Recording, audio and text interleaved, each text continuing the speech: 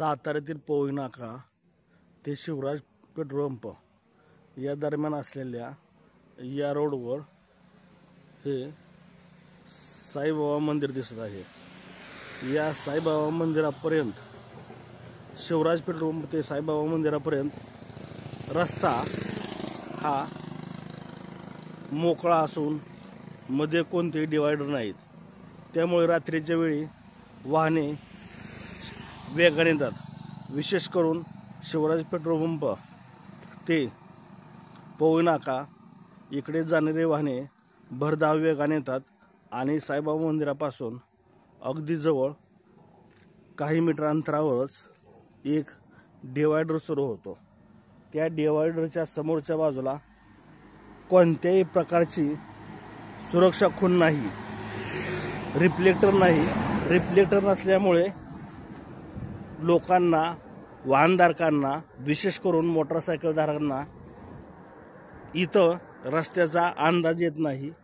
कारण इथं मुळातच रोड लाईट नाही। रोड लाईट नसल्यामुळे नवीन वाहनधारकांना इथं दोन मार्ग सुरू होत आहेत हे कळत नाही।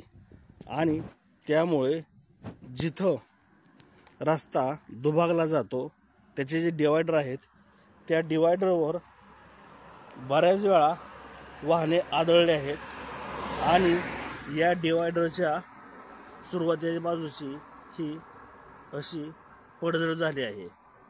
ही पडझड होण्याचं कारण काय तर फक्त इथं कोणत्याही प्रकारची सुरक्षा खूण नसल्यामुळे रात्रीच्या अंधारात लोकांना ह्या डिवायडरचा अंदाज येत नाही आणि वाहने रस्त्याच्या बरोबर मधून येत असताना येतात आणि या डिवायडरला धडकतात।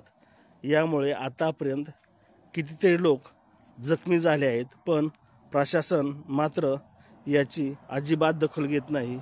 हे बघताय तुम्ही की ही एक रस्त्याची एक बाजू आहे तर ही दुसरी बाजू आहे आणि हा मधोमधच डिवायडर आहे। खरं तर रेडीमसारखी वस्तू म्हणजे अगदी 100-200 रुपये किमतीची, पण त्या 100-200 रुपये सार्वजनिक बांधकाम खात्याने खर्च न केल्यामुळे लोकांना दवाखान्याचे हजारो रुपये मोजून कायमचं अपंगत्व सुद्धा आलेलं आहे। अजून बांधकाम खाते जागे झाले नसून इथून पुढच्या काळात किती लोकांचे बळी जातील हा एक भीती प्रत्येकाला वाटत आहे। आपण शिंदेशाही न्यूज या न्यूज चॅनलवर जर नवीन असाल तर चॅनल सबस्क्राईब करा, बेल आयकॉनवर क्लिक करा आणि कधीही कुठेही आपल्या हातातील मोबाईलवर घटना, घडामोडी, बातम्याची बातमी, लोकसंस्कृती पाहत रहा। धन्यवाद।